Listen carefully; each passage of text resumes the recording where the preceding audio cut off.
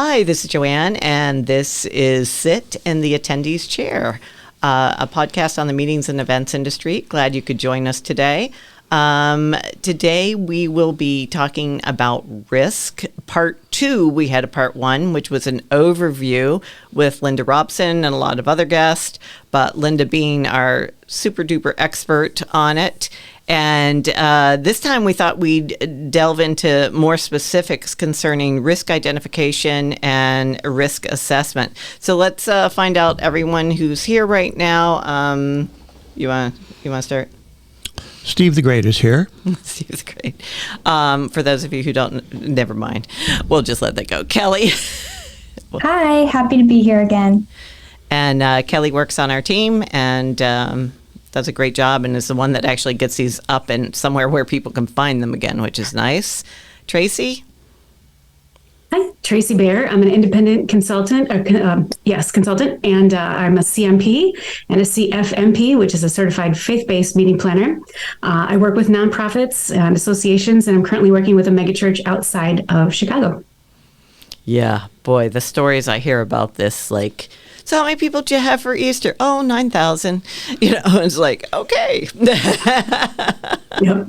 Gives you a whole different perspective. And the other day, she gave me a whole big education on food trucks, which was very valuable to me, too. Never know what you're going to have a conversation about.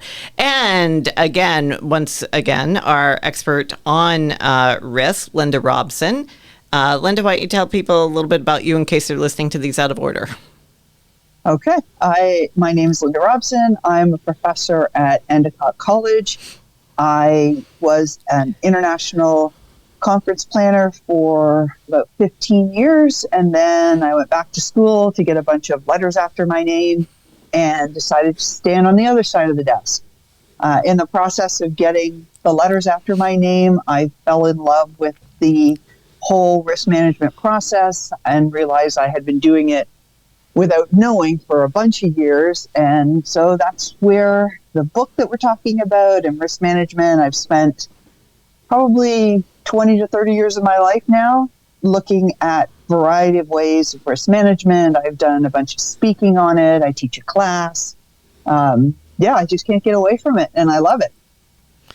Well, and, we talked about on part 1 of this, the whole idea that, 9/11 definitely had, made everyone in this industry start thinking about risk differently. And I think some of the younger people, and I don't mean that as an insult, may not realize how much that just changed so many things that we do in general in the world, but especially in meetings and events. And you made so many good points about that last time that sometimes people get super focused on that when they're talking risk, bombings of buildings and active shooters and things that are actually relatively uncommon in the scheme of things and don't really zero in on the things that really pretty much happen at every meeting or could happen at every meeting. And go ahead if you want to add. It's just, that was one of the things, as you mentioned, September 11th was really kind of the official, starting point of my risk management journey, because I was a planner at the time and was being told I needed to do risk management, but there was nothing out there. So that was when I put on my geek hat and started to wander down the idea of research, because give me something to research and I'm a happy camper all the time. But what I really realized during the beginning of that journey is that there is so much focus on things like, we just had it here in Boston, the marathon bombings, the 10 years ago that it happened. So it was the anniversary. And there was a lot of stuff that was brought up about that. And when we call them high consequence, low probability. And we'll talk a little bit about it today with the idea of assessment is, these high consequence, low probability is what we're focusing on. And not that it's not important, but for me, a couple of things come up with that, in that first and foremost, as event professionals, we are not doing anything with those. We're talking about first responders. They're the ones that take over because they are so much more prepared than we are. And then on top of that, quite often we lose our space because it becomes where they bring in shelters and where people will go into hotel spaces. So focusing on that really does us a disservice in the industry. It doesn't prepare us for things like if somebody has a bee sting and needs an EpiPen or a cut, trips and falls, the things that we deal with on a more regular basis. Yeah, and I just think that's so true. I've been in conversations, as morbid as it sounds, where we were all sitting at a table over a meal talking about, I'm sorry if this appalls people, but people dying at meetings and events. Yeah, I know we talked to a Rhodes Scholar, and people died overseas, and they were generally more mature people. Yeah, the average age of their attendees are 75 and older. But it can happen. I've known people who have had to deal with a death at a meeting or event of all different kinds of people and ages and reasons. Yeah.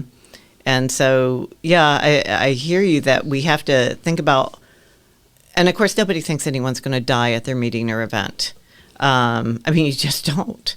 Maybe because you don't want to, but still needing, and especially, out of the country and things like that, that gets super complicated. And probably something to be talked about for, identification and assessment if you're doing an international, even if you're having in the U.S., you may have an international attendee, and it does get complicated. I do know that from talking to people. So go ahead. No, it can get complicated. When I was planning events, I was based in Canada. And ironically, we only had in the 15 years that I planned events professionally, we only had 2 of them in Canada. Neither were in the province that I lived in. Everything else was international, and international included to be here in the U.S. too. Mm-hmm. Yeah, it's just one more layer of things to think about. So first of all, Linda did reference her book, and we will have the link in the information about the podcast. So definitely, it's one of the things I mentioned last time we recorded, and I know Tracy said the same thing. Really easy read, and that's not to mean that it is not jammed full of content and usable content, but you can read it in an hour and a half, and it's interesting and it's not boring. And, so we would highly recommend, it's a downloadable book. So definitely go investigate it on the link. It's definitely something you should have handy to rethink what you're doing with this issue. So let's talk about identification. So I know at the beginning of the chapter you talk about, brainstorming is one of the best ways, and you go through the basics of brainstorming and how to get things going. But I also love the list that you had, of, I don't even know, there's at least 25 different things that people might not think about. Starting, and I have to admit, this was not one that would have been top of my list. Theft. Personal items, out of the meeting room, out of the guest rooms, design idea. Nope. That would not have been high up on my brainstorming list, probably. Should be. Probably I'm the one who leaves my purse under this, 6-foot table that's draped. So yeah, probably should. But tell us what we should think about, how, why, what is identifying risk? So again, one of the things that was common across the research that I found when I was looking at how to do a risk management process was this idea of we'll identify the risks and then assess them. And I could not find anything other than the reference of, just identify them. I was like, well, what do I do? Pick them out of the air? Give me some guidance on that even. And one of the things that struck me was that a lot of risk management, and there's a book, oh my goodness, I've just completely blanked on her name. Oh, Julia Rutherford Silvers. She was one of the first people that wrote a book on risk management. And I've read her book, and she was one of the first people in our industry that really started to look at risk management. And she mentions this idea of identification as well, but there's really nothing like solid about how to do it. And one of the things that she and Peter Tarlow, who is another early person to talk about risk management, they focus a lot on using your experience, which is not great if it's the first time you've ever done a different kind of event, or if you're new to the industry, you really don't have experience. So I just felt that I needed to really solidify what I meant by identifying risks. And so that's where the idea of brainstorming and mind mapping came from. Mm-hmm. And it just, I've used it several times, and it does really help just kind of get the risk management frame of mind flowing. So the key pieces with brainstorming is, there's rules for brainstorming, and the rules are that there are no rules. And it's interesting when I've done this exercise, both when I speak and when I do it with my students, it's interesting how difficult brainstorming is for people to do. Yes. I find it fascinating that we are now living in a society where we're afraid to just be silly, mm-hmm. or we're afraid to just say things because people might think that we're dumb, or we're people are judging us. And so this whole idea of brainstorming and just, I also call it a brain dump or word vomit. Mm-hmm. And it's so important that you take your ego and you take your judgment. Yes. Just start spewing words. Mm-hmm. And it's so important to be able to do that in order to have it be effective. Yeah, and I know you said, no extended explanations, and I know when I facilitated brainstorming, that's always one too, because, but nope, we're just moving on here, people, yep. and I'm sure all of us have been in some kind of session where we had to do that, but it's even hard when you know the rules sometimes, it's like, okay, nope, that was it. Yeah. It's interesting when I do it with students, especially because they already feel like they don't have a lot to contribute, mm-hmm. and they, they've been going through the school system, the educational system. There's a lot of emphasis on them explaining, or that there's a right answer. Yes, and so that's one of the things that I face on a regular basis when I'm teaching is that no, there's 20 of us in the room. There's 20 ways to do this. Yep. Right. And not one that's the right way. It's finding your way to do it and being able to explain it, which is really the core piece behind the book too, is there's more than one way to do risk management. That's why I call it a process versus risk management.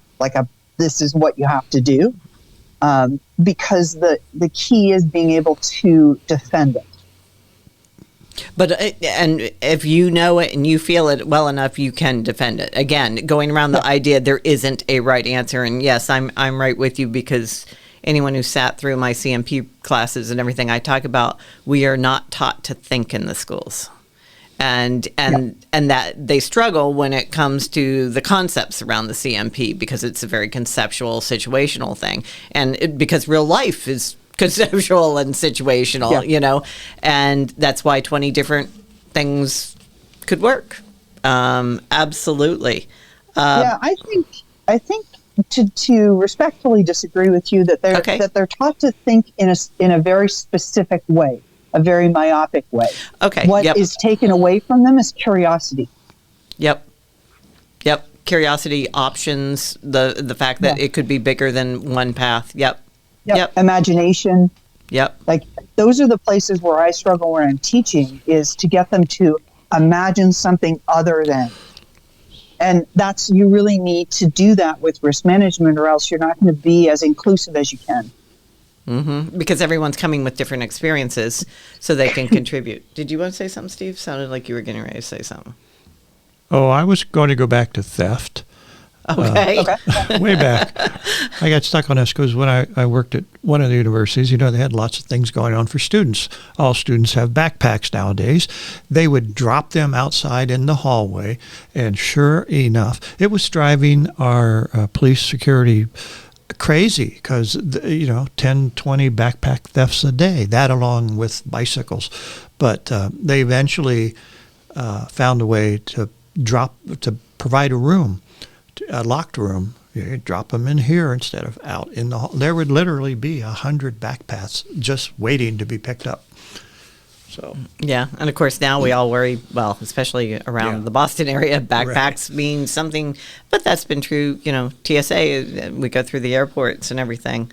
Another one, looking at, maybe it's the last one on your list, vendor no-shows. Wouldn't have thought of putting that in risk, but boy, yeah, linens, rental, lighting, AV, it's like, so what happens? But I wouldn't have thought of that as risk, but you're right. That's the kind of stuff that can turn your meeting upside down. Well, I think that one is something that we don't often think about because, like someone like yourself, Joanne, or Tracy, you probably have this experience as well, is that with supplier partners, you've developed a relationship with them. Mm-hmm. So if something had happened that person couldn't come, what normally happens if you've been part of associations and you've done your time and built these relationships, is if your linen supplier, something happens and they can't get there, they will have figured out some way to cover you.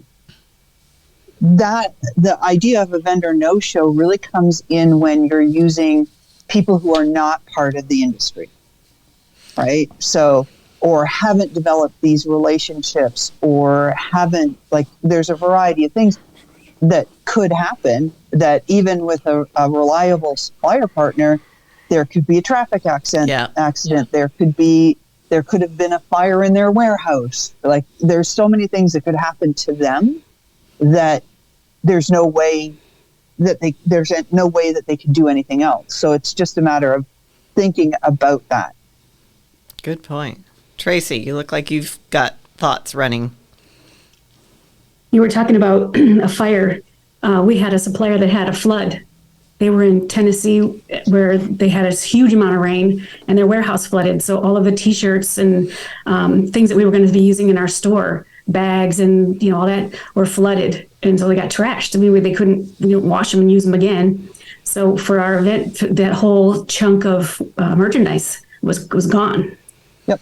So were you giving it out or selling it? We were going to sell that particular stuff in the store was going to be for sale. So that's revenue lost. Conference shirts, but we lost a huge amount of income that time. Wow. Well, one thing I noticed on her list was poor customer service in today's world with the shortage of the hospitality workers. Oh my. Yeah. Yeah, and it's not even poor. It's just there's nobody there to do it. Poor makes it sound like they're not trying or don't care, and instead. Yeah, there was an article in one of the industry things this week, and part of you probably already saw it, where they were talking about they had done a poll, and planners' biggest frustration right now is that prices have increased so much, but the level of service they're getting in the venues is so much lower because they're so short-staffed. And so they're getting frustrated because they're paying more and getting less. But I think we've all been looking at all sides of that story, that, the pay and... Well, you just mentioned, or we have talked about the Olympics in L.A. and with the $25 an hour now, right? Yeah, if it's not, it's shortly. Yeah. You all probably saw that too, that hourly workers in the hospitality industry in L.A. won the other day to go to, I think it's $25 by the end of this year and $28 over the next 3. And one of their arguments was, and I kind of got it, they've got the Olympics next year, and they've got 2 major events. Now I forget what the other one was, like in the next 3 years, both world events. And they said, if you want to offer world-class service to the world, you're going to have to take care of people, who are going to be the ones providing it. And they talked about the fact, none of their workers can live in LA. It's too expensive. So they need the additional money to be able to commute. And, I think a benefit, don't get me wrong, COVID was terrible. Yep. But I think one of the things that we're seeing from it is that with the lack of employees still in the event and hospitality industries, you're seeing that they're now starting to get paid a living wage, which I think is a positive from it.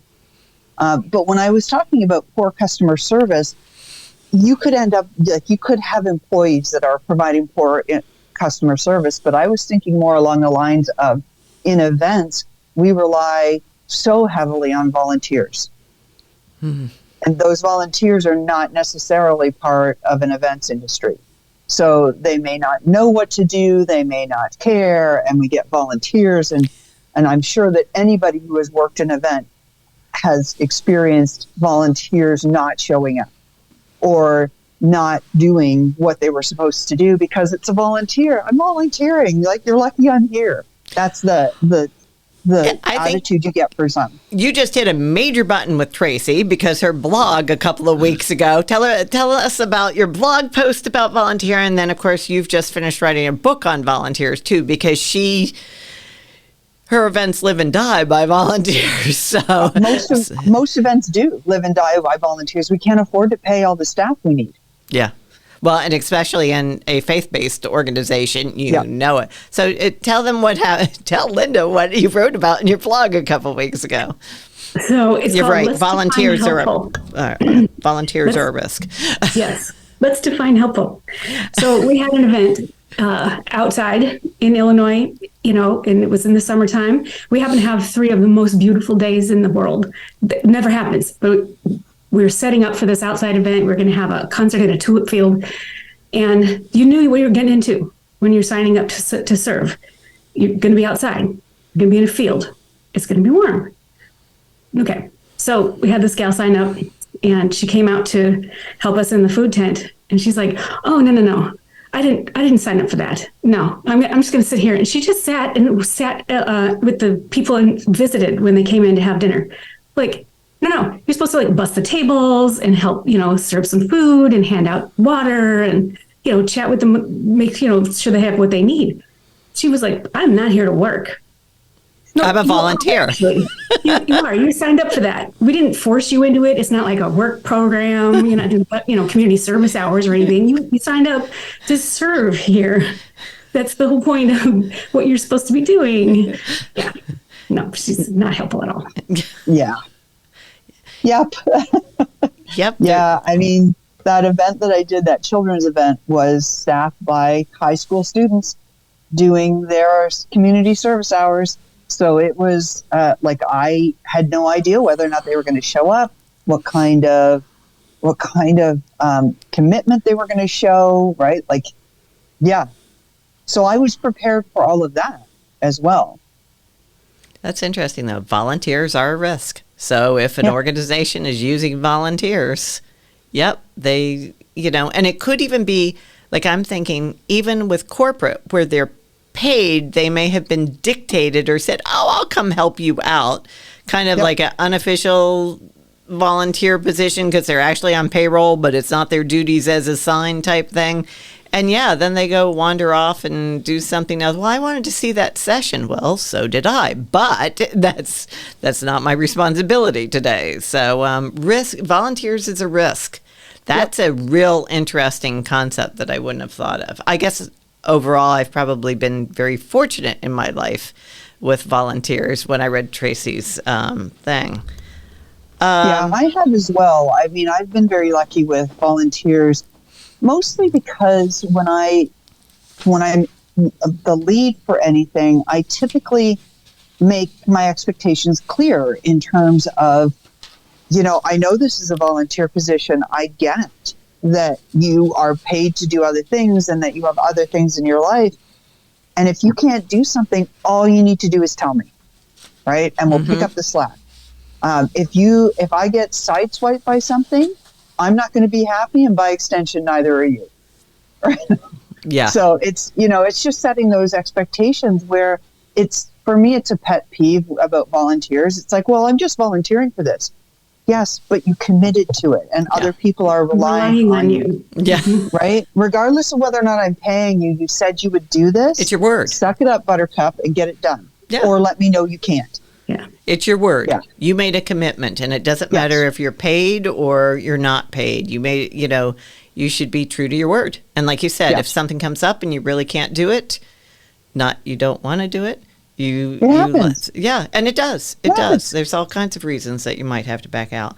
What do you think are other ones on this list, both Tracy and Linda, that people, like you have some of the standards, equipment failure, fire, terrorism, which we've already talked about some. Yep. We talked about intoxication on the first one a lot. What do you think's on here that you want people to go, oh, yeah, didn't think of that or wouldn't have thought of that? Like I said, I wouldn't have put vendor no-shows on here just because I don't know where I would have put it, but I can totally see why it's on here. What are some other ones that you see on here that are kind of like, yeah, make sure you think of this? Well, things like you were talking about with theft. Most people do it. It's again that, like we were talking about last time, that assumption that the space is safe and secure. And so people will leave their stuff in a room, right? And just walk out. And so, the idea of understanding what other people's perceptions are, that's one. But for me, one of the things that when I started to do this brainstorming and looking at it, intellectual property theft. Right? So not just theft of physical things, but theft of ideas as well. That was one to me that was like, oh, right. And the other one that that was something that I thought of because of the events I started to do were labor strikes or strikes of any kind, right? Because I did I did most of my events in Europe, and they're very polite about it. But during the summer, they're quite often have transportation strikes where they shut down. They'll give you 24 to 48 hours notice, but nothing's moving. No planes, trains, nothing. Really? Yeah. And like I said, it's very civilized, but it happens. Right? So things like that. And I know here in the U.S., a lot of the hotels, the unions for the hotel workers have contracts. Their contracts, they belong to one union. So that they have more bargaining power, so that if one hotel's staff is their contract is coming up, but another one's isn't, they don't have as much bargaining power. But I know here in the U.S., they can shut down the hotel industry when their contracts are coming up to be renegotiated. So thinking about things like that as well. And there are people that won't cross a strike. And that's one of the things I point out to people at various times, too, is you have to know if your attendees are willing to cross those strike lines. And a lot of times they're not, because they are affiliated with maybe a different union, but union people don't usually cross union lines, even if it's not their union. And plus, even if they're not union, if a section of their corporation, for example, is union, and they cross the strike lines, it could be perceived very badly within their own organization.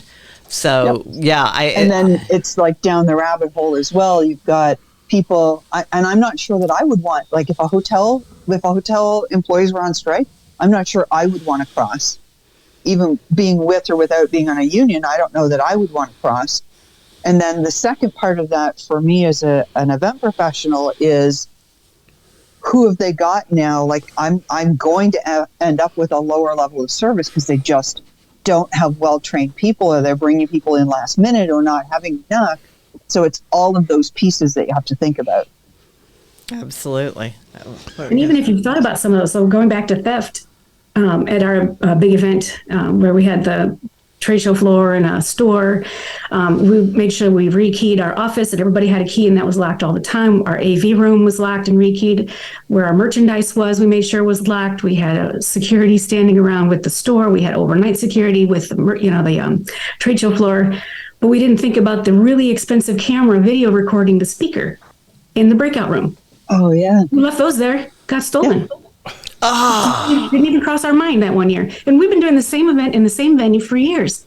The one year they just stole it overnight right out of the room. Out of the breakout rooms. Yeah. It was the one thing we didn't think about. Well, you would kind of assume, and I know, yes, I'm well aware of assume, but that the hotel would have the room locked and that they would If it was locked, that only the right people would have entrance to it. Obviously not. But you used to have all that stuff rekeyed every time you went into a venue? Yeah. I've never heard of anyone doing that. That's actually brilliant. We were the only ones that had access. Even that we had to be around in order for them to come in and clean. Wow. That's, I mean, I've like never you thought said, of that one. You've been doing the same event that's one of the biggest risks that I can identify as well, is when you've done an event repeatedly. It's not that they're just things that you tend to get lackadaisical about, and it's not that you don't care. It's that it's something that has never happened, right? And so you just don't think about it, and then it happens, and it's like, oh my God, right? Yeah, like, why didn't I ever think of that? Like, yeah, of course, Yeah. right? And that's where a lot of, talking about it last time, that's where a lot of problems come up with risk management and the perception of the industry, is because people look at it after it's happened and they're like, well, why didn't you think of that? Would you have? Right? Like, You thought about all these other things. right. And why would that be something that I would think of? And so, yeah, that's the biggest challenge that as professionals we face, is trying to explain to people that here's all of the stuff we thought about. Yes, I missed that one. And if I'm being honest, of course, it seems logical that I would have, but here's my list of everything, my 20 pages list of everything that I did think of. Right. yeah. And the one that's not on your list, but it's the pages before, is that personal risk perception. They're the people that would freeze in a Yeah. crisis, or somebody who's got an issue with like ADHD, or they're sensitive to the lights and the sound. Right. Those kinds of things never even crossed my mind. What we're now very rapidly talking about with neurodiversity and everything. And Linda, I know in the first one you did talk about that, like, okay, flight, fright, what's it, freeze? Did I get it? Fight, flight, or freeze. There we go. Yeah, that was eye-opening for me. Yeah, it was too, when you said, like, there's some people that will freeze and you're wondering, excuse my language, what the hell are you doing? Move. Yeah. But But it they wasn't physically until can't. you said that I realized some people could literally freeze to the point that they could not act. Yeah. Yes, and like I said, the last episode I talked about seeing that bloody snake come at me. Yep. Wrapped around somebody's shoulders. Now, obviously, just for those who didn't hear the first one, it's not like a snake jumped out of the trees at me. Somebody was walking God up forbid. the street. Oh God, I would never leave my house again. But somebody was walking towards me with one of those boa constrictors, carrying it around their neck, and on my snake phobia, I could not move. Like and in my head is screaming, move, move, move, but I physically could not move, and it terrifying, right? Because you're trying to move, but you can't. And the only thing in that situation, the only thing you could have done is put hands on me and move me, because I don't have the capacity to make that, to actually do it myself. I bet that happens to a lot of people when there's a fire. I was just going to say, there is a huge risk if somebody's afraid of a fire and they're standing there. Yep. Hello, there's a fire coming. Yes. Get out of the way. You need to move. Panic attacks, right? Anything like that. I know we live in a world where it's very litigious and you don't want to do this, that, or the other thing. But one of the things that I talk to the students about is there may come a time where you have to put hands on. You cannot logic people when they're in a panicked situation or when they're in a freeze situation.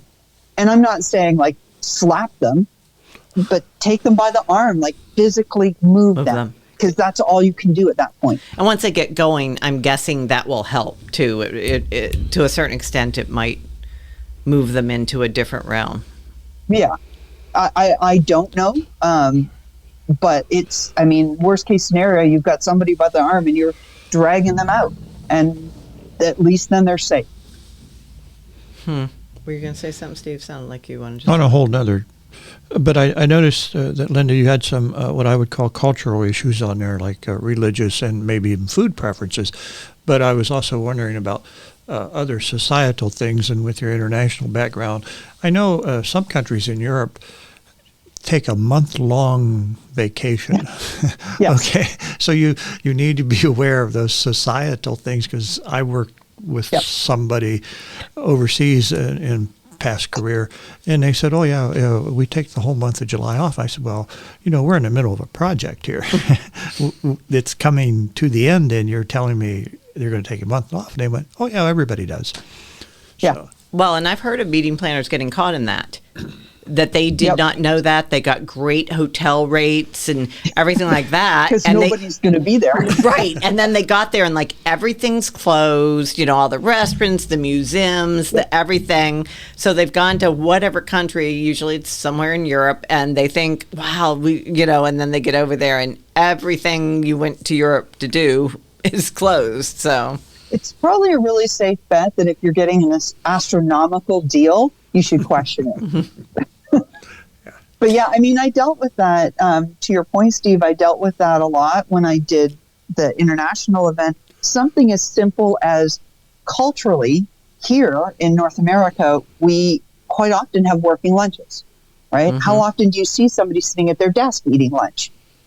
Or you'll go to a conference and there'll be a speaker at lunch. If you do that for Europeans, the room will be empty. And I can tell you that from personal experience, because my Canadian boss wanted to have a speaker for a lunch once, and all of the Europeans left the room. There were probably about 5 people left in the room, because meals are not for working. Right. I was in a car with somebody from France once, and we were running behind, and I said, "Well, we'll just, go through the drive-through and get something." He says, "You eat in your car?" I said, "Well, yeah, this is what we do." Yeah. Yeah. Totally surprised. So, I mean, the structure of the events that I planned, you had to have 90 minutes for lunch, because people wouldn't come back in an hour. It was and you could not have any programming during the breaks or during lunch. And you had to be done by 6:00 so they could have dinner. Right? And you don't work when there's food in front of you, you're not working.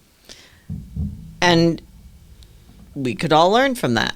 It is a shock, but I had a round with someone recently, and I'm like, no, you cannot have the speaker while people are actually eating. I don't really like it during lunch, but you have to at least wait till everyone has eaten and either leave the dishes or make sure they're cleared. But I said, speaking from both sides of it, as a speaker, I said, you cannot understand how hard it is to present when people are eating a meal. It is extremely tough, because they're talking to each other about their food. They're not deliberately being disrespectful. It's like they're there to eat. And I said, you have to, well, we don't have time. I'm like, it's not fair to your speaker and it's not fair to your attendees. So figure it out. And I think that's something really important that we do. But yeah, I'm thinking about when I taught over in Thailand, and, I'm used to a schedule when I teach 8 hours or something of whatever I'm teaching, 4 hours somewhere in there. We have a break, have an hour lunch, go back 4 hours. Oh, no. So I was like constantly trying to figure out what I could edit out without losing the content they needed, because we were short of time, because so much more was being taken with breaks and meals than I expected. And my bad for not asking for probably a more detailed schedule ahead of time. Again, when you're looking at events, the risk is not prepping the speaker, right? There's been numerous times I had an experience, Joanne, where I was speaking and they didn't tell me it was over lunch. Yeah. That they were going to be actually serving lunch. And it was like, okay. Fortunately, I do this for a living now. I talk for a living. So I could adjust it. But one of the things that I almost walked into one of the employees carrying the tray of dishes, because I move around the room when I lecture. Same here. Yep. I move around the room when I speak, and I almost backed into somebody. So, it's all of those things that you're not, if you're not prepared, I mean, I stand up in front of a group of students and sometimes none of them are listening. So people not paying attention to me isn't going to throw me off. Right. But if you've got a speaker that isn't used to that or hasn't been prepared for that to happen, it's going to affect their presentation. And, I think it's a good place to put in, for risk, talk to your speakers. Don't assume anything, because their experiences and their requests, and you don't want an unhappy speaker when they get there and find this out. Mm-hmm. Most speakers will adjust, but every speaker who comes wants to present at their best.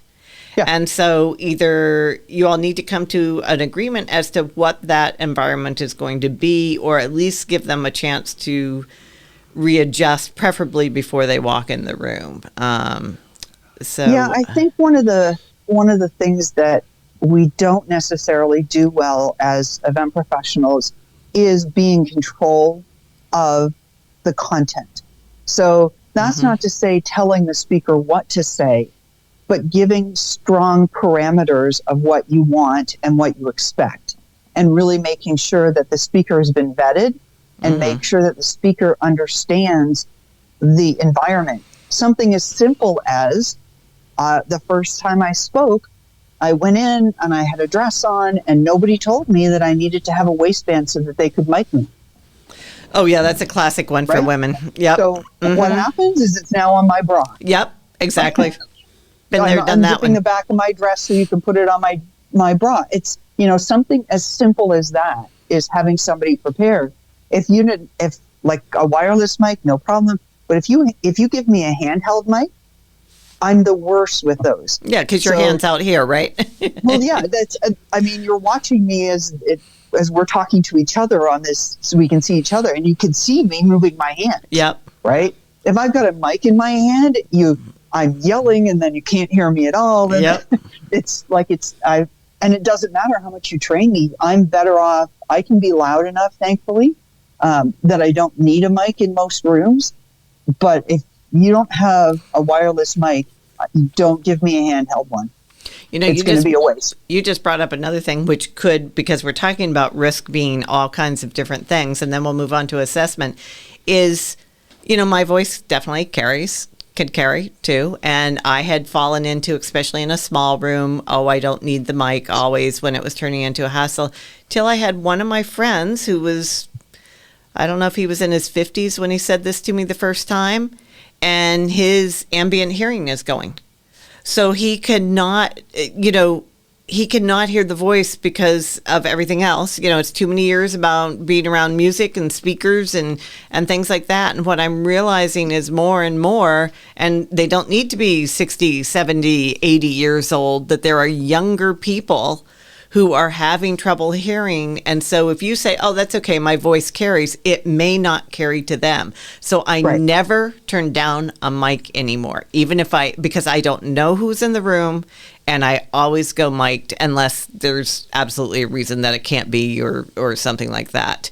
If there's 15 people and we're sitting in a room the size of the studio or something, that's one thing. But any kind of standard meeting room, he really opened my eyes. And when he said that, because again, hadn't thought of it, because I'm blessed. I don't have trouble with my hearing yet, at least. So, but yeah, all these risks that, and I guess if we were to make a point for listeners is, again, she's got a list in the book of 25 different things, with some you would totally expect to be on there. And, we're talking about a lot of the ones you might not think about. And, we started on intellectual property, and anyone who sat in a class with me will know that's one of my hot buttons. And Tracy is one of my favorite stories about what happens. Okay, you got to tell that story real fast, and then we'll go on to assessment. So I'm always preaching, you have to make sure you have permission. Everything is owned by someone. You have to make sure you have permission, blah, blah, blah, blah, blah, blah. And I'm actually finally writing something about that. But Tracy was in my class about 4 years ago and shared this story of, go ahead, go for it. So I volunteer produce for our church on the weekends, and we had a guest speaker, Ketchy, from America's Got Talent. She had come in second place, I think, that year, and she was our guest speaker. So before she came on, we play a little video clip that just says, sets her up. It was her audition from the show. Hey, and here's Ketchy. Ta-da! Well, we got We got like 3 seconds into the thing, no feed.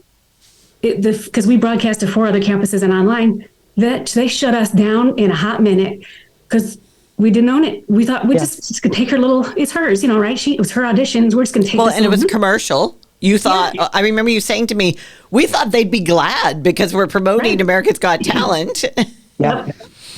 And, they took us down like in a second. I couldn't believe it. Along that lines, talking to students, I did a student event this past week, and they wanted to play music. And I said they were just going to use their Spotify list. I said, you can't do that. Like, what do you mean? I said, we have to, if you want to play music other than a radio, we have to get a license for that. They're like, wait, what? I'm like, unless you want to talk to the college and see what their music license allows, you cannot just plug your phone in. That is illegal. And they're like, well, but what do we do? And I said, I am doing you no favors if I let you break a law that I know is a law. Especially in events, in an event class. And,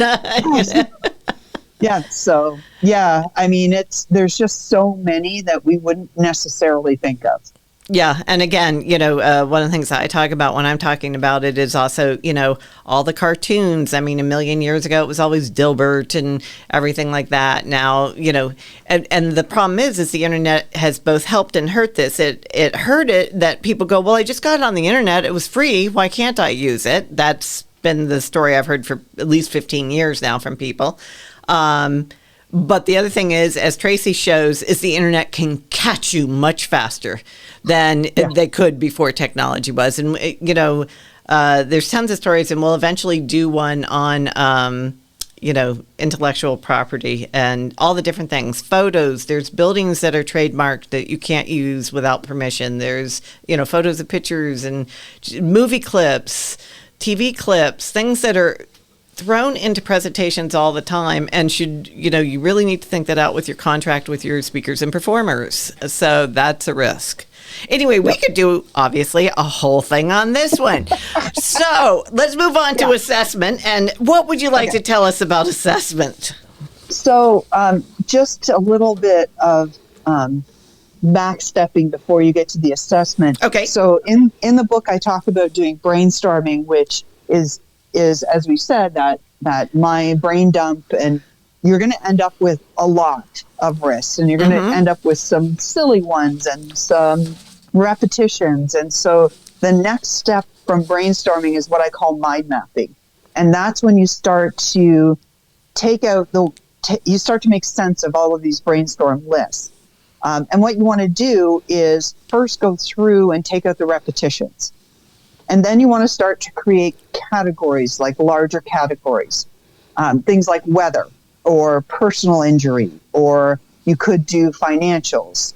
It's a big, broad category. And what you're trying to do then is take that list of brainstormed risks and put them under categories. And ideally, and in fact, there will be, some of the risks will go under more than one category. So something like rain could go under weather. It could also go under physical injuries. Right? And then from that, now you've made some sense out of this, but you also then want to attach it to an element of the event where it would happen. So if you've got weather and you've got rain, you would put parking lot, right? So that's what it would have, so that you're starting to make that connection between the risk and where in the event that it would happen. So you can start to make some sense out of it, which then leads us into the analysis. And because now you've got some sense out of it. And just so you know, in her book, she shows how to break it down, doing things table format, doing things in a very visual way with mind mapping, a fishbone. She's got a couple of different ways. So depending on what clicks with you, you can draw all or elements from one or more of these to create something that sticks with you and helps you think it out. So if you're not familiar, if everything you do is on an Excel spreadsheet, which I know people who do, I'm sorry, I can't stand Word documents on Excel spreadsheets. But, like I'm looking at what you're saying in terms of, here's my key circle, physical injury, and here's parking lot, public areas, function space, AV wires. Yeah. So it helps you hone in on where you have to be conscious of that. Am I interpreting that correctly? Yes. So you're starting to understand that if it's like trips and falls, where in the event could that happen? Like a broken leg, where in the event could that happen? So it could happen in the event space. It could happen with one of the displays, right? Mm-hmm. So rain could happen in the parking lot. It could happen. It could end up being a wet floor. So it helps you start to really make sense out of, if I said, like when I was brainstorming, if one of my risks was a snowstorm, and the event was happening in like March or April, and now I want to try to connect it to an element of the event. Is it really a reasonable thing? So it starts to make you think about which of these identified risks you do need to take the next step and do the assessment on. Yeah, I was just even thinking about slippery floors, and I thought, okay, well, I'm into the Southwest where half the meeting rooms seem to open to the outside anyway, but they never get rain. And then I was thinking about how the tiles that are used in so many areas like that, they grab the humidity, maybe not in the Southwest, but I remember being like in Puerto Rico one time, and even in your room, the floors were wet from all the humidity, and it was really dangerous, actually. It really was. And, of course, showers is one of the big ones they talk about now. And if you've got women in heels, and the floors have even a little bit of, like, even if they're not wet at all, right? Women in heels, they could end up going down, because I'm clumsy and I do. Or grates. Or even on, I think, Tracy, you mentioned last time, talking about women in shoes with heels on grass and how that's such an issue. And I remember having to tell people back when I was planning weddings, like, please tell your guests, don't wear heels. Not only will they get ruined, somebody's going to get hurt. So, well, let's face it, I never wear heels to a wedding. I mean, we'll see it in a couple of weeks at graduation. These young women that are graduating are going to put on a new pair of heels that they just got. That they can't walk in anyway. That they can't walk in anyway because they've spent 4 years in like slippers. But regardless, even if you can, like Joanne knows, I wear heels all the time. And when I go to graduation, I do not wear heels because the ground at Endicott, the graduation takes place outside, and even the pavements are not flat. So I am being outside, and then I have to go into the stadium, which is artificial turf, and it also is, even though it's better than grass is, it's still unstable to walk on. Mm-hmm. But every year we see the students, they have to walk it's a good 5-minute walk from where they get lined up they do a procession into the stadium. And every year there's at least 3 girls that go down because they're wearing heels. Either they never have worn them before or they have, and yet the ground is still unstable. So, I mean, things like that, just looking at something like that, women wearing heels, a risk could be women in heels and the ground is uneven, right? So just, like I said, starting to put together, if you're looking at trips and falls, if you're looking at somebody falling, where could that happen? No, that's a really cool way of thinking of it.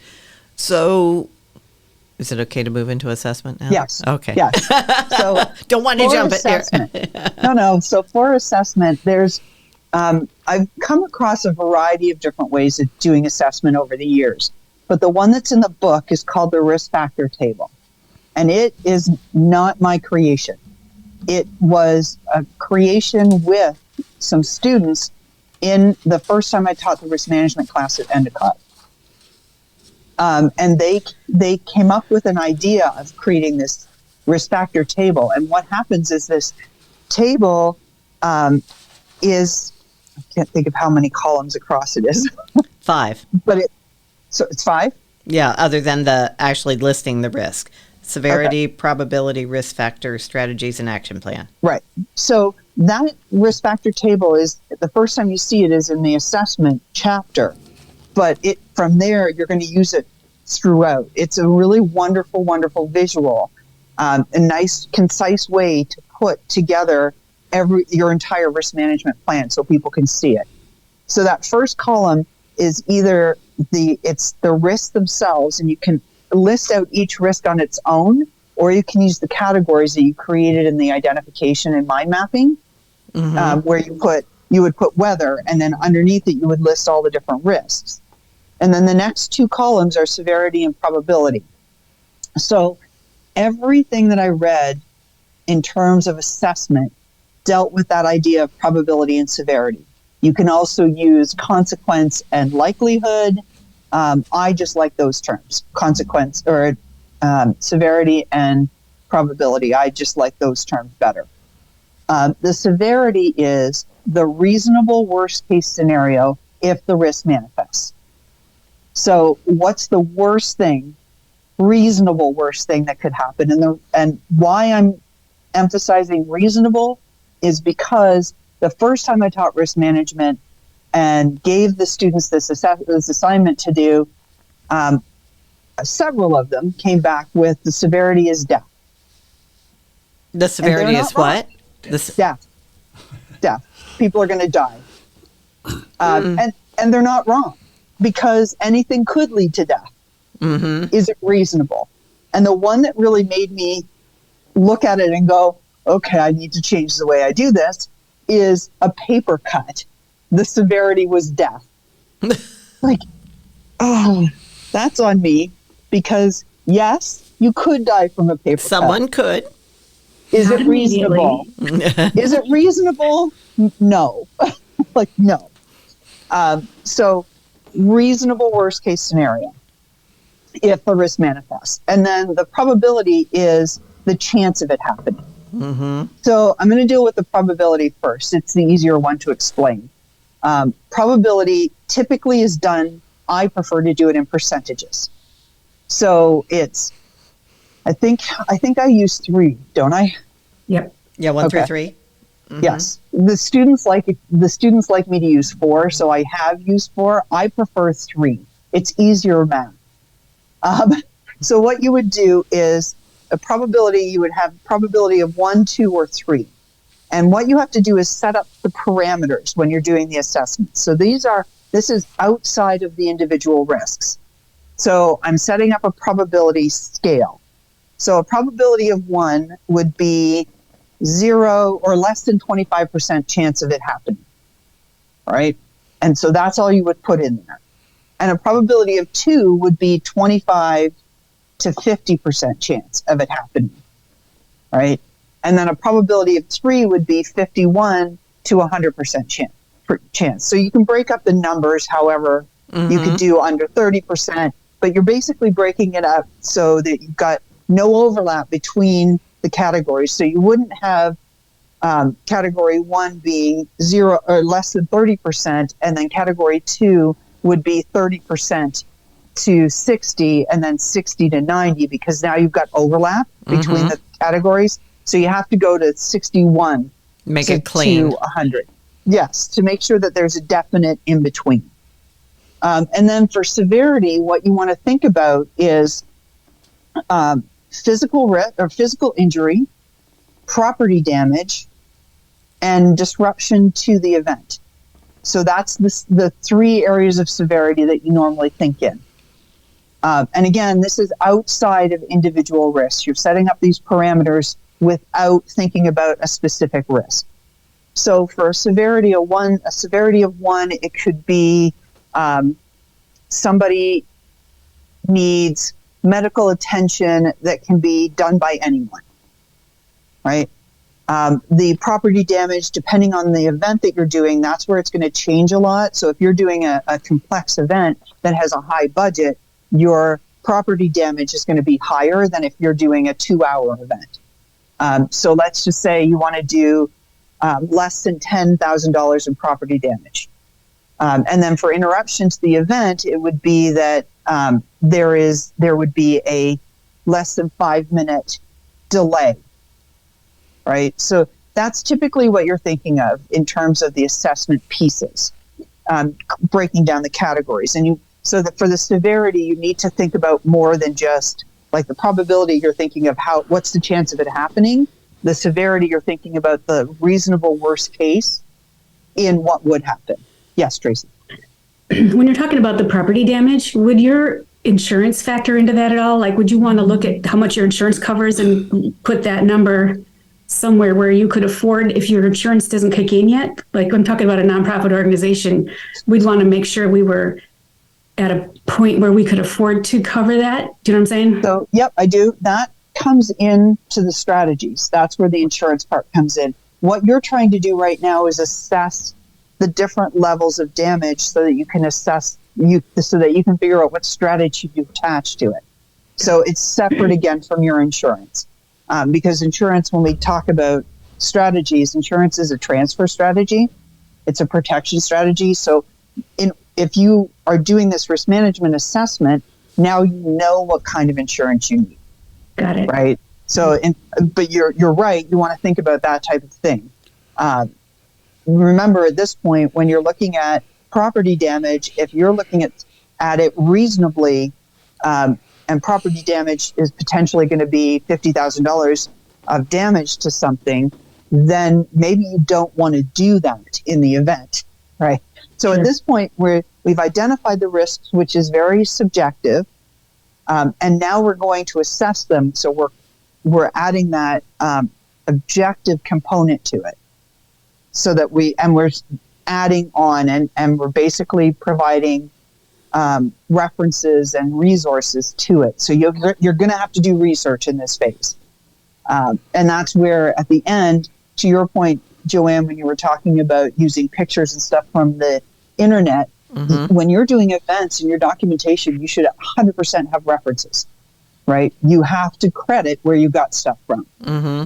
We're going to do that in the assessment piece. So we're going to use things like weather reports. We're going to we can talk to insurance companies.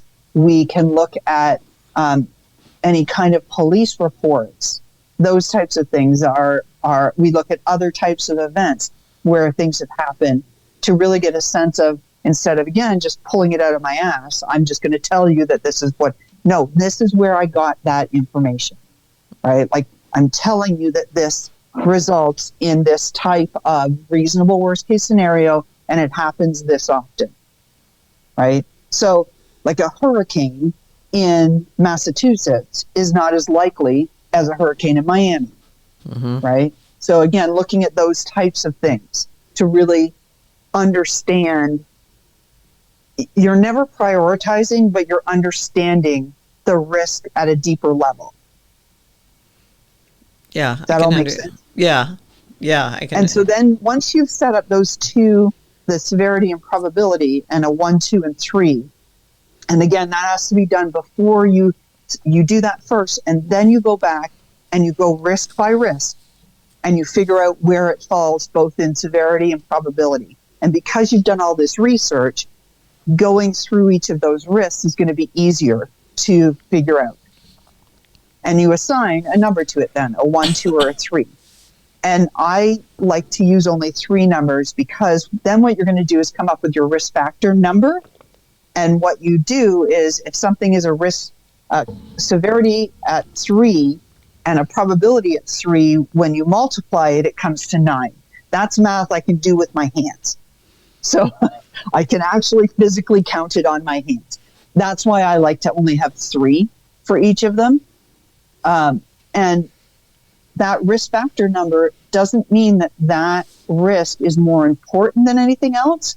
It's, again, the higher the risk factor number, that's what you look at for the strategies first. So it's helping you organize your next step. It's not saying that this is the most important risk.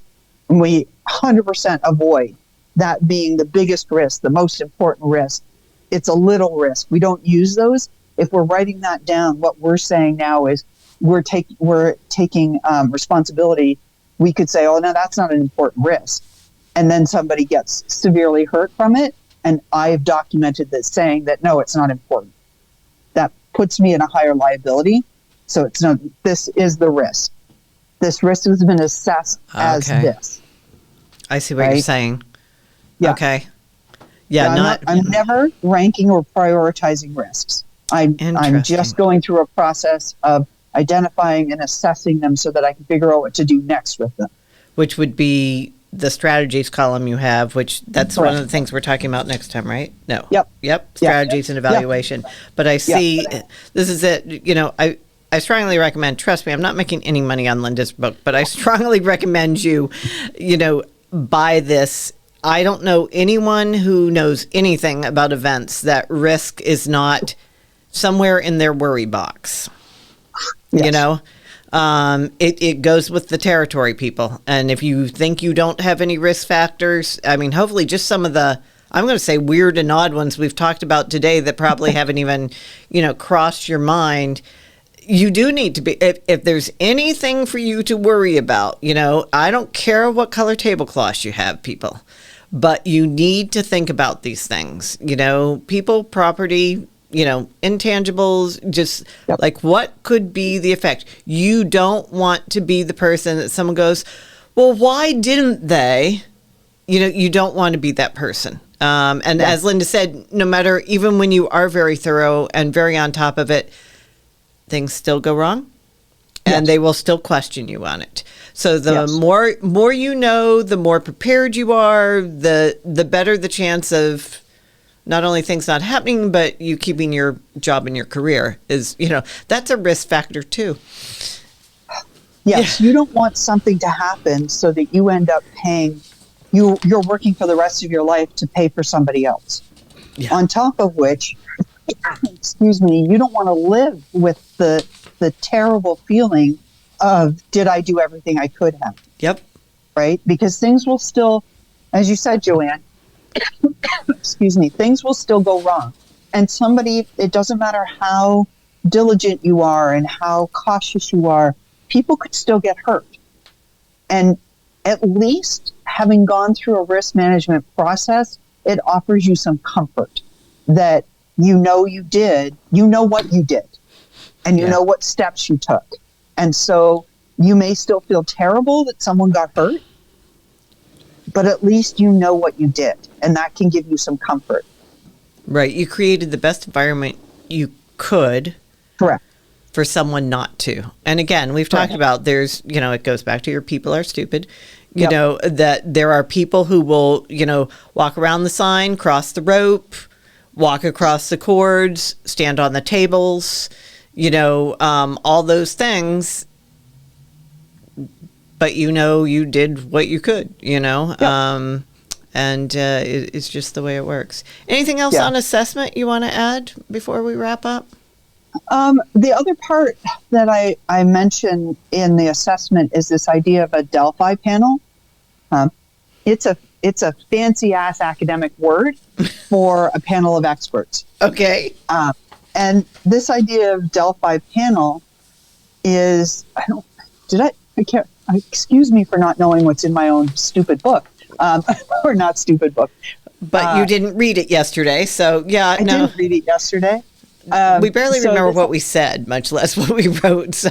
Right? Sometimes I have a hard time remembering what I did in the morning, especially before coffee.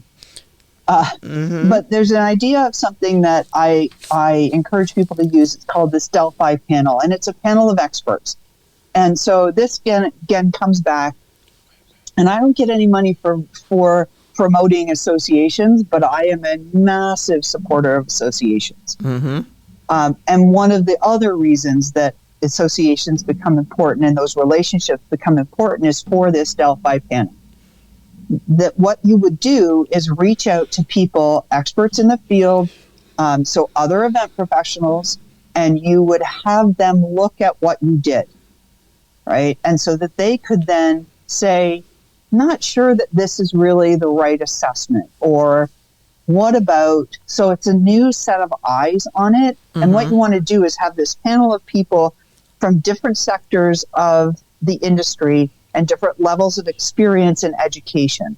So you get this more diverse field of eyes on what you're doing, which also offers you protection, because if something happens and you end up in a court of law, that jury of your peers is not your peers, because they are not event professionals, and they don't understand why you did what you did.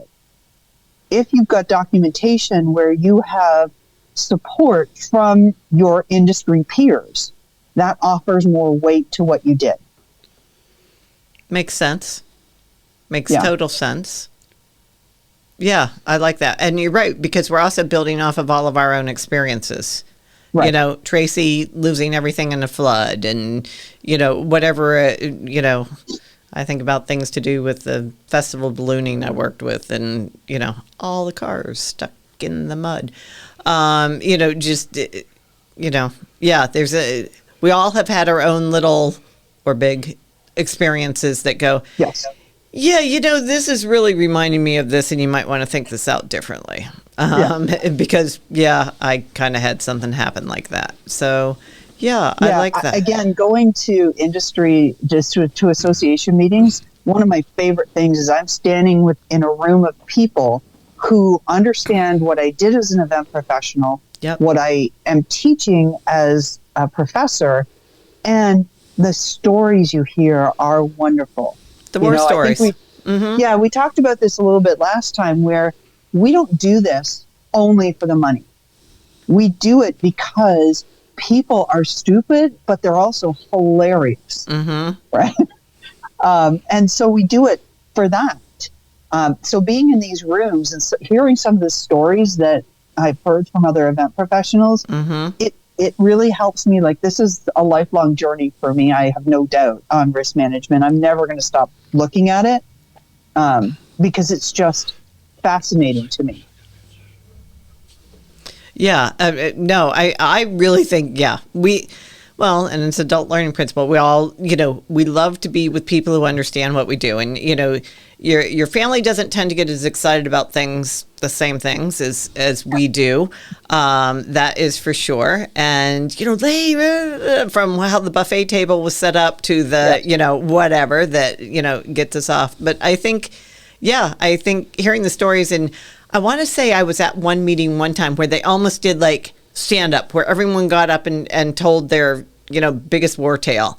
And it was funny, alarming, but you learned from it, because thank God you haven't done every mistake yet or had it happen to you. So if you listen to everyone else's, it shortens that chance of it happening by a lot. So it's kind of like the panel you were talking about, like get enough information from your peers, and it will do that. My sons, to your point, my sons grew up with me being an event planner, and we would go on holiday, and we'd get somewhere, and I would be doing a risk assessment in the space, and I'd be doing site inspection, and the two of them would be like, "Mom, could you please just stop?" I know. Like, I will. I know. I know how they feel. I live with a meeting planner. I mean, she takes pictures of chandeliers. She takes pictures of food displays. She takes pictures of carpeting. It's everywhere we go. Oh, that would make a great event space. I would do this and that, and I'd put some lights over here. Oh. All I wanted to know about the Super Bowl was how they did the ringing. Right? That's why I love, that's why I follow the lighting, I forget who it is, who shows all the behind the scenes for a lot of the staging for the big events, the Oscars, and because it's interesting. I really don't understand part of it, but it's close enough that I get it. And we look at everything that way. We're terrible guests at events, though, really terrible guests. We're the best and worst. Yes. Right? Because we understand things that these things happen, right? Like this goes wrong, this happens. We get that. But where we're the worst is that should never have happened. For me, the worst is when I'm at any kind of meal function and my water glass is empty. Well, my very first MPI WEC, my very first. So this was back when final night was still formal. Like you went in formal clothes and everything. And I was all like, because I was planning relatively small events. I wasn't doing, this was like overwhelming to me that I'm in this room with like 3,500 professionals from around the world in Baltimore in the convention center. We're all dressed up and we sit down and the first thing someone does is pick up the tablecloth and feel it and go, I can't believe they used these linens. And I thought, oh, this is going to be a really interesting night. Like, here we go. And it stuck with me. I mean, that was many, many years ago, but I thought, because I never would have said something like that. But they were like, full on, like, really? Anyway, Kelly. I mean, we were talking before we started that my fully grown adult sons, when we go anywhere, they're never worried because they know I know how to get out. The first thing I do anywhere is look for exits. And I made my students feel both comfortable and concerned a little bit the other day. We were talking about the emergency plan at Endicott College and what to do. Mm-hmm. Right. And I'm not teaching risk this semester, but the students wanted to talk about, how do we evacuate? What do we do? And I said to them, don't worry, I got you. And they're like, well, but there's only one door in here. And the door in the classroom that I teach in opens out. So there's no way for me to actually secure this door other than the crazy little push-in lock on it. So they're like, well, what would we do if we couldn't get out of the room? So I laid out what we would do. And some of them were looking at me with feeling very comfortable, and others were feeling a little concerned. And somebody actually said to me, why do you do that? And I said, I always know how to keep myself safe. Right? It's one of the most important things to me is to feel safe. If I don't feel safe, I don't stay somewhere. Yeah. And there's so many times you just have to be aware. And unfortunately, a lot of us don't really think about a lot of them until something happens. Airplanes, trains, shuttle buses, hotel rooms. Yep. You have to think about it all. So I'm going to check in with Kelly, who's relatively new to the industry, and say, so what screamed out at you in this conversation? I don't even know. It sounds like it's a very stressful topic for me, just because I don't have a lot of experience. And I'm like, oh my gosh, I have to think of everything. And I don't know. I was also just thinking, how long does this usually take people to kind of go through the whole process? Is it do you do it at the beginning or throughout the whole time that you're planning an event? I don't know if there's even that is a great question. So the first time you do a risk management plan is going to take you the longest, and it should. So I typically will tell people the first time you do one will take around 6 months. And what I recommend is to find an event that you have done before. And that's what you're going to create the risk management plan for. And find an event the most complex event that you've done previously. So the most moving parts. And create, as an afterthought, the risk management plan for that. While you're doing that and working on your 7 other events that you're doing, you're going to apply some of that to it. So the first risk management plan that you create is going to be your template for going forward. You don't have to do a brand new one every time. You can borrow from others. You just need to make sure that your risk management plan, every event you have, your risk management plan is customized to that event. So, and the other part of your question is risk management is not something that you do at the beginning and then you're done. You do it all the way through. Mm-hmm. So as you're going through, if you look at my book, there's arrows that go back and forth between the process. So your personal risk perception influences your identification, which influences your assessment. And as you're going through the assessment, you may be going through the assessment and go, oh, I didn't think of. And so then you're going to loop back to the identification and add lists in there. And then as you go through the whole process, how it plays out is going to then affect the beginning again. So if you did a risk management process and there was something that you were nervous of or very concerned about as you're going through it and you managed to plan and it happened, but you dealt with it, the next time you're faced with that risk, you're not going to be as scared of it. So like you said, you don't have a lot of experience. you've been doing, I have no doubt you've been doing risk management in your head. I know, I mean, to Joanne's point, the only people that don't think about risk management are the people that I call pretenders. Those are the people that plan their brothers, sisters, girlfriends, cousins, baby shower, right? And now they're a planner. And they're not, right? Like they're not. But people like yourself who are new to the industry, it's not like you're not thinking about it.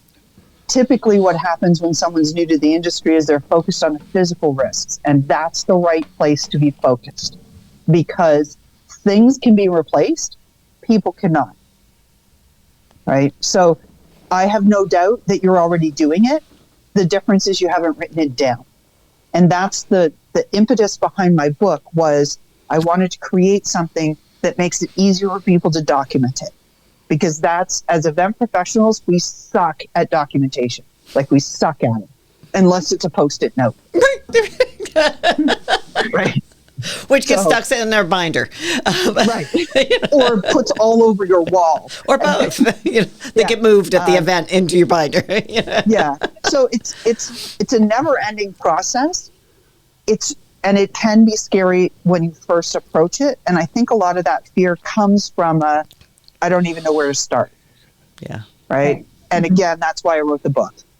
Because when I started looking at it back after September 11th, it was like, I don't even know what to do. And when I started looking into all of the different types of risks that could happen, now I'm scaring myself. Yeah. Mm-hmm. And when I started to document it and write it all down, then it was like, okay, I'm sure there's stuff that I'm missing. Like I know there's stuff I'm missing, but I've got stuff written down and I can now adapt it. Thank you. Junkie and go ahead. I was finished. You can go ahead. Well, I had to put it down and come back to it because there's so much that's overwhelming about it that it was just too much to keep going. It took me a long time. I mean, 6 months is probably short because when you get down these rabbit trails of what's at risk, it's like, okay, is that really a risk or now am I just crossing myself because I've gone this way and that way? And it's too far now. Like it's death. Death. The paper cut is death. Right. Yes, the paper cut is death. I've gone there. Yes. Yeah. You have the Grim Reaper. You need to get a scythe. Right. Well, and it's so easy to do that. Like it's so easy to do that. And you just have to figure out it's like, okay, keeping in mind reasonable. That's why when you do the assessment, you lay out the parameters before you look at the identified risk. And it's like, here are the parameters. And then when I'm starting to apply it to the identified risks, and I think of something else, it's like, nope, that is covered in this. Right? So because you can break it down into too much, whereas the overall umbrella covers everything underneath it. So you don't have to do something for every single thing. These all fall together, like you said, like falls and things like that. So yes. And when you've broken down the parameters, then and you're starting to look through your identified list, it's like, oh, you know what? I can put these together. Yeah. Or it starts to make things less scary. So something like terrorism, because there are events where it's a reasonable risk to identify, like the marathon, right? The marathon, it's a reasonable risk to identify. Yep. It is a high consequence. What's the probability? The probability is low, right? And you know it's low when you do the research on the event because you find out all of the things that they have in place. And I have a friend who has worked for the marathon for several years. And he also works on the 4th of July. The Esplanade, the Pops. Yes. And the stuff that he has told me, and again, when you're working on one of those larger events that is usually funded by a government, there are protocols that are put in place for you. So something like terrorism, I have to identify it, but it's already done for me, right? A smaller event, like the student event that I did this past week, terrorism is not a risk. Like it's not, right? I could identify it as a risk, but it's just not reasonable. Yeah. right? Okay. Well, hopefully, wait, Steve. Well, I have a question, and this might be a segue into part 3. Okay, because we do need to wrap this one up. It might fall under strategies, but suppose you do your identification and your assessment. You take it upstairs to the oak paneled executive floor, and they go, "We don't care." So what? I guess then, what do you do? And if this is a strategy we'll talk about next time, you don't even have to address it. Well, no. So are you talking about taking it to like the non-event people? Yeah. The client? Yeah. Yeah. Or legal or whatever. Yeah. So again, this comes back to when you're doing events and you're doing events for non-event people, part of your job is to educate them. Yep. So doing all of this research, when you finish the whole thing, so you would have done the strategies and the action plans as well. When you take that to the non-event people or to the client, you have the documentation to back it up. And if a client is still like, nope, this is ridiculous, we're not doing it, then you are now in a position as to, do I stay doing this event? Right? Okay. Because if they're like, no, we're not spending the money on this. It's like, no, do you see? I did the research. The chance of this happening, like, you need to spend the money on this. No, we're not going to. You know what? I'm sorry, I can't work with you. Okay. Yeah. Right. I think I told the story in the first part about my friend who was having the meeting in Brazil, and she finally got to the point that she was going to quit her job because it was just weighing too heavy on her of the chances of someone getting sick or being killed from the multiple situations that were going on. That's not a knock on Brazil. It was just particular situations at the time. Right. So anyway. Yeah, and I mean, what you've got with this documentation is you've got proof that you did your due diligence. You've now stepped away from it. If the client chooses to do it and something goes wrong, they are in big trouble. Well, and one of the things I always tell when I talk about this kind of thing, especially, usually it comes up ironically in the copyright thing, is whenever you're in a situation, make sure you've got something in writing, also correspondence like a letter or email showing that you did notify them, that you have made it clear that they have made the decision. Basically, you're covering your ass, that I took it to them, I explained all this to them, they declined. There was nothing I could do, but get it in writing, whether it's email or something. Meeting planners can certainly, be pinned on and excommunicated out of a company. So yes, agree. Anyway, okay, we are going to wrap up on this section then. Linda, thank you again. And the next one we will talk about strategies and evaluations. And this actually, the stuff we're talking about, one of the next ones we're going to be recording is about outdoor activities. And, our guest is someone who's certified in leading a bunch of those. And she just sent an email today, so I can't wait to go back and read this. And she's the kind who, it'll be interesting. It'll tie very much in with this. And then Tracy just wrote a book on volunteers. So I already knew that we wanted to do a session on volunteers. So this all ties on. And I'm working on some projects on copyright and trademarks and everything like that. So this is all like, it invades everything, people. And again, not to make you scared, but you have to be aware. And I think that's one of the big things to know is no matter what part of the meeting, pretty much there's some odd thing. And like she said, run it by your peers, run it by other people that know. But anyway, thank you, Linda, once again. Thank you. Tracy, thank you for being on and representing the planner community also. Cal, thanks so much as always for being there. And I'm so glad you jumped in there. That's awesome. And I've got the one in the studio, Steve the Great, who's going, what about me? What about me? So Steve also. And thank you so much. I hope you always would love feedback on what you learned, what you got out of things. Please email me, text me, the information is on the post. And thank you so much for listening. And we'll see you next time. Thanks a lot. Bye-bye.